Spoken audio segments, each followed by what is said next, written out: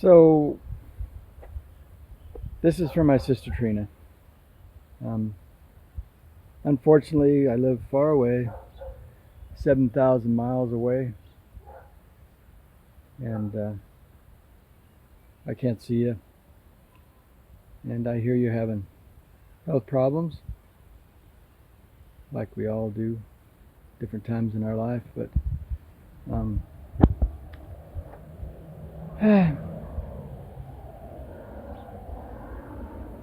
I wanted you to know I love you,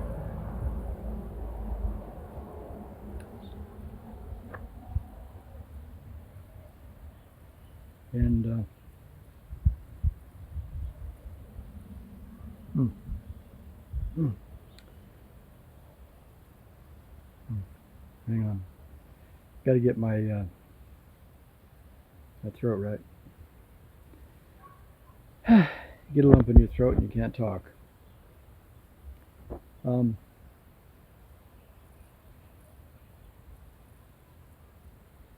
our earliest memory of Trina. Let me see here. The earliest I remember living in Dillon as a little boy growing up. And we had an old Apple warehouse near us, I think. I don't remember the name of it. Something Dilmont or something. And we lived on Dilmont Lane, I think, too. Anyway, um, the boys lived in the side room, and Dad fixed up the garage, I believe, closed the door off, put a wall in, and you guys lived in that room, the three girls. And I guess the earliest memories are having dinner at that table, and Dad would say, cornbread's getting cold, it's time to get up, it's time to get up, guys, cornbread's getting cold. Remember that? So we'd all run, get up, be cold in the morning, we get up, we go have our cornbread, and we make it to school. We'd walk on that dirt road to the bus stop, get on our bus.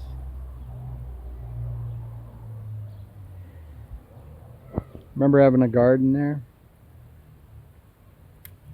And then our two sisters left to Mom. Pretty soon we were living in a trailer. And I don't remember the road. We were on the main drag, across some John Deere place. And we had a trailer park. That was short lived, and then we moved to St. George, Utah. And we lived right across from an elementary school we used to go to. And we had an apricot tree in the back. And I think you lived upstairs. We lived down and downstairs, because it was the downstairs in that little house. And there was two girls in the back that lived back there. I don't remember. I think one of the names was Michelle, but I don't know. Vague memories. But I remember we used to take walks, and we'd walk down the sidewalk, and there was not a feed Joe. It was pear-shaped. Brown. It tastes like honey. What's the name of that? Fuji. I don't know. I can't remember. It might come to me after this conversation, but we used to walk around all over that place, and we go down to across the other school, because there was two schools, one where we lived, and then across the street, and then down the road we went to the next grades of school, where there was a candy store across the street, which of course would have been my favorite place to go. And we'd go in there. They had all sorts of barrels of candy, and then pretty soon we moved to Middleton, and we lived there. It was out across from Mr. Bentley's house, and he had Jerusalem artichokes growing. And next to him was a big junkyard we used to play in. You and I, Brian, would go to that junkyard and play in those cars. I got fire happy, wanted to burn them. We found all sorts of coins and change in those seats, and we had all sorts of money that we managed to dig out of those seats and take to that KOA store across the street and get stuff. We were going to town somehow. We got into town and bought things. Or we'd go to the caves. Remember the caves? Had these caves back in there, and we'd light fires in those caves and play hooky. Brian and I did most of that. You were a good girl. You didn't do all the things that we were up to, but we did a few of those playing hooky from school instead of getting on the bus. And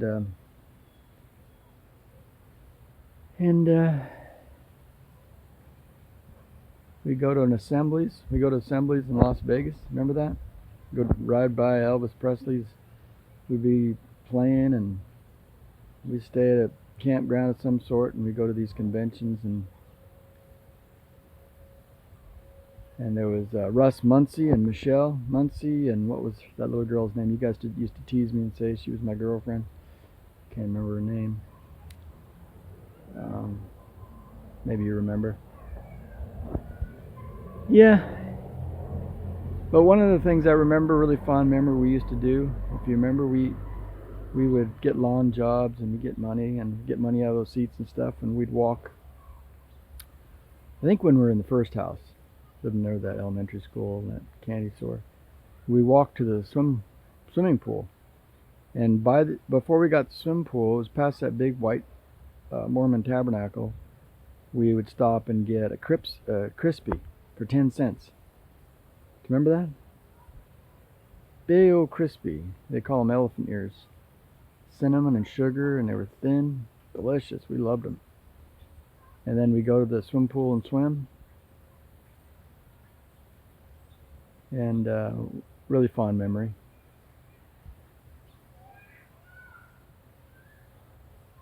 And we go to a hot spring, I remember, somewhere there, right in St. George, and we'd also go to Hurricane Congregation, and we did all sorts of interesting things at an apple orchard there. We could pick apples off there. Went to Zion National Park and Bryce Canyon and Grand Canyon. Seen all sorts of interesting things.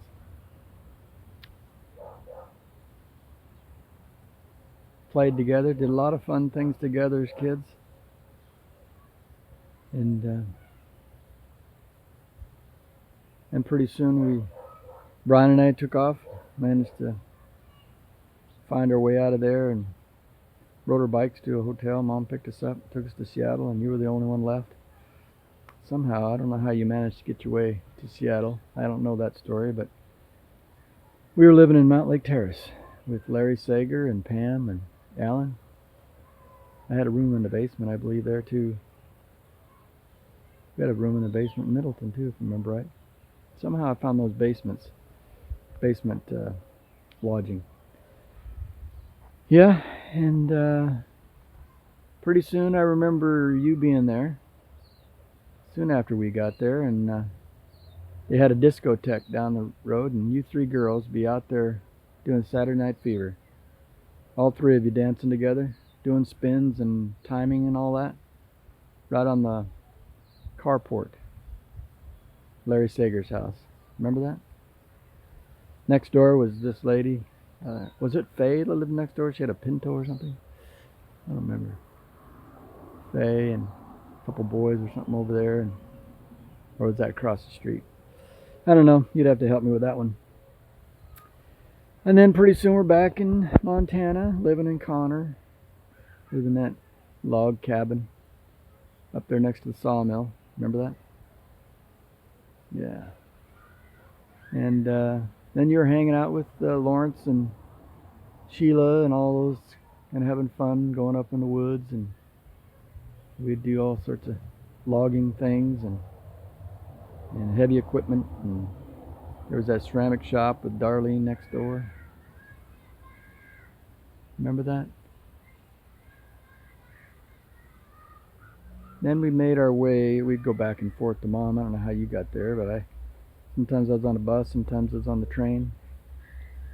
And make it back there, and then all of a sudden you'd be in Bothell, and And we were with Ed Webb, and you had a water bed in that house. You and Sherry both had there's two rooms back in the back there to the left, walking back through the hallway.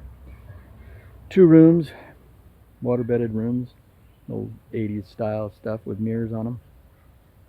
You'd be out there sunbathing on a silver something or other. Always sunbathing out there, waiting for gosh, I'm terrible with names right now, but I should remember him.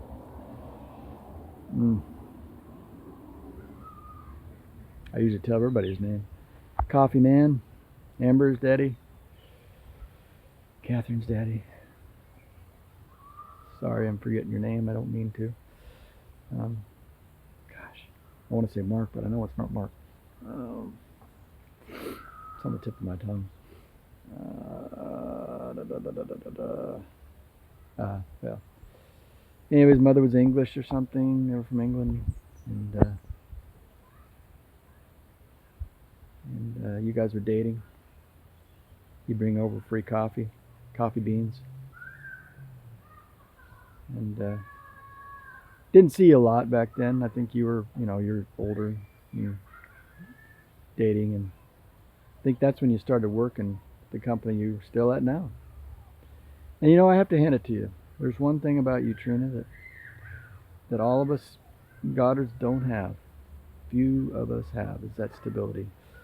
You're stuck in one place, and steady Eddie. Gave your kids very beautiful stability. And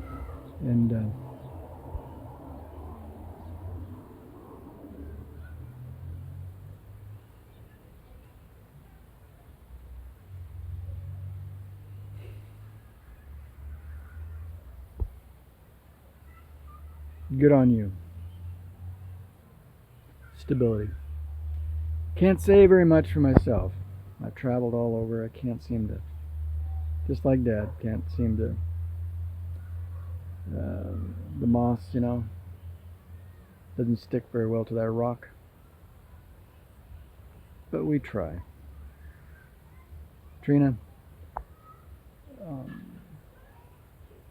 and that poem you wrote about Terry when he died, what a killer. And I know I sent that to you some time back because you had lost it. What a heartfelt poem. Really touched my heart. And it was true in every sense of the imagination. The one thing I remember that you wrote in there is how Terry made diced hash browns. And he wanted everybody to try them.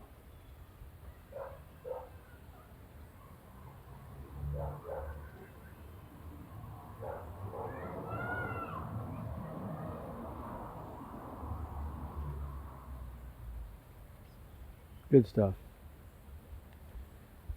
Good stuff, Trina. So I live a long ways away from you, New Zealand, but my heart goes out to you and your family.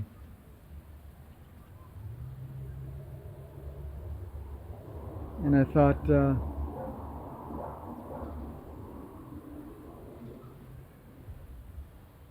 best way to communicate with you is the only way I know how. Is memories,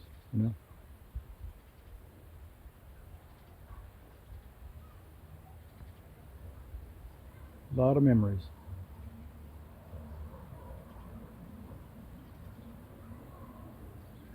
Good ones. So, you can hear the birds tweeting here. Lots of birds tweeting around here. Don't need to see my mug. That there's a pulna, rhododendron, pulna, kofi, kahakatea, cabbage tree, rimu, strawberry dogwood. God's creation. Can't beat it. The diversity is amazing. St. John's wort has yellow flowers. Hydrangeas have beautiful lavender ones. This is my greenhouse over there. You can kind of see my berry enclosure over there through the part of the house. I'm in the side of the house because the sun is blowing really hard over there, so I can't really show you that. But there's some steps I made going down to the creek. There's one of my chickens. I call her Betty the Boss because she bosses all the girls around. And then there's a creek here, goes all through here. Kids play area over there. Got a trampoline, a little swing for Kiergan and Heidi, and a slide and a tree house there. There's a big Douglas fir growing. There's 2 of them on the property. And yeah, I'm getting some beehives started. You kind of see the house in front of it. It's an old villa, built probably 1870 or so.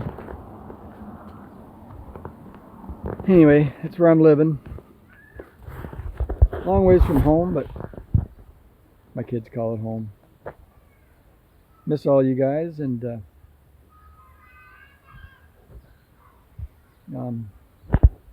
Betty. There's Betty the Boss. She's come up here looking for some food.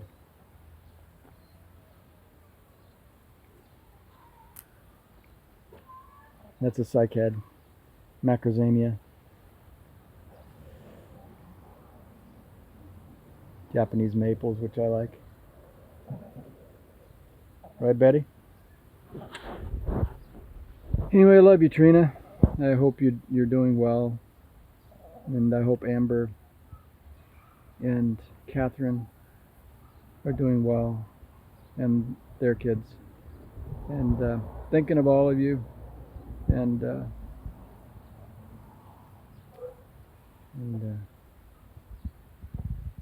all I can say is I love you, and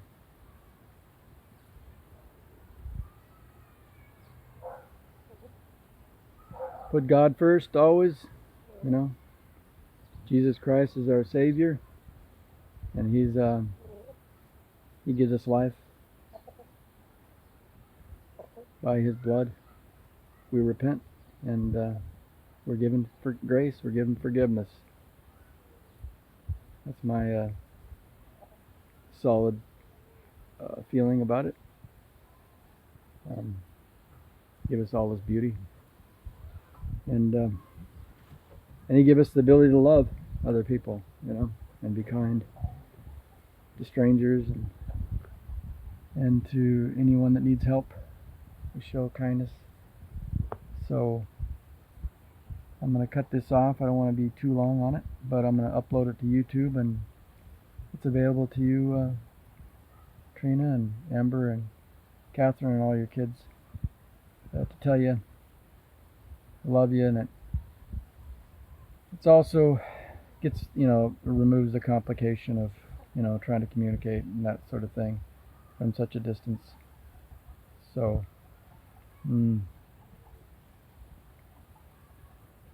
appreciate all you've done, Trina, and